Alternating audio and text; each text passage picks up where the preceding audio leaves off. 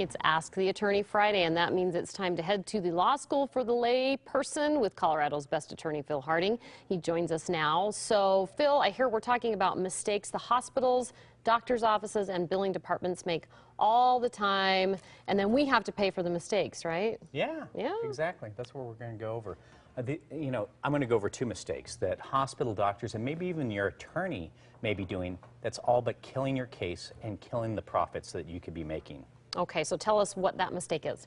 Well, so look, if you are sending your billing and your medical records to the other side's insurance, and so let's say you got hurt on the property of another, or you're in a car accident, and then you're sending your medical bills or records to the insurance company for the person that ran into you, or the property owner, or your hospital or doctors are sending it to the other side, that's a huge mistake. Yeah, so why is that a problem? That insurance company pays for your medical treatment, right? So the other side does pay for your medical bills, but only at the very end. Remember that.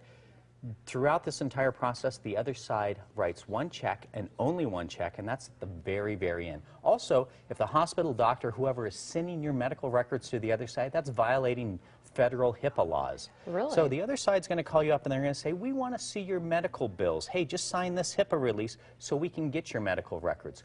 Don't sign it. And there's a big reason why you shouldn't.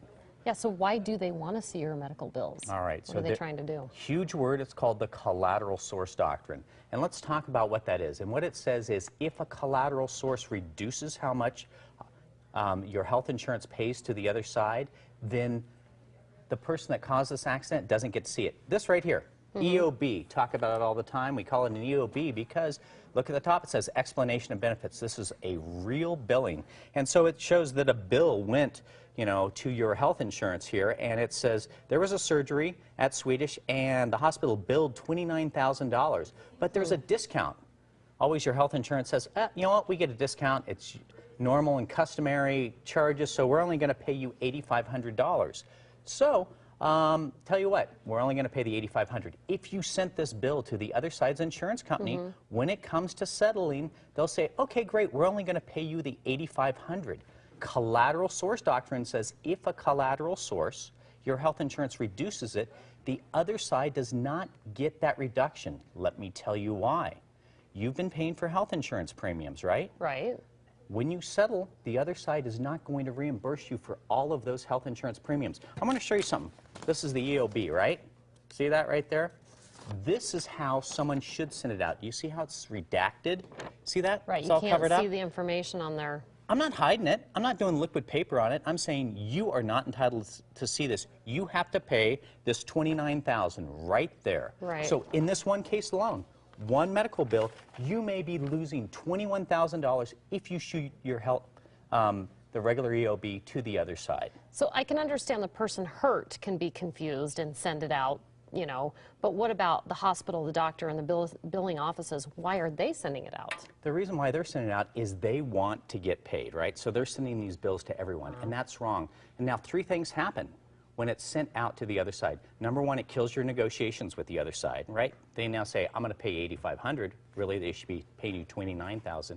The other thing is, if it never goes to your health insurance, more than 6 months goes by, your health insurance can now say, I don't have to pay it because we have to get claims within a certain amount of time. And then finally, this goes on your credit.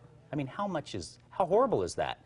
Three things on this if it goes to the other side's insurance company. Right, so this mistake could make it so that your health insurance doesn't pay at all, is that correct? Right, health insurance only has to pay for your medical bills within a certain amount of time. Here's the last thing that I want to tell you about is a lot of times people go to attorneys and attorneys say, I want you to go to my doctors. Now those doctors work on liens. And what that means is if you have health insurance, Medicaid or Medicare, you go through your insurance company because they reduce it. Remember in that last example, they reduced by $21,000? Right. If you work on a lien, you may have to pay that full $29,000. So when it comes to settling your case, now you're paying back all this money and nothing's going into your pocket. So if you have health insurance and someone is saying go to our doctors and work on a lien, you need to ask them, why? Okay. Is it because I don't have health insurance? I do have health insurance. All right, thanks, Phil. And if you have any questions for our legal expert, go to kwgn.com.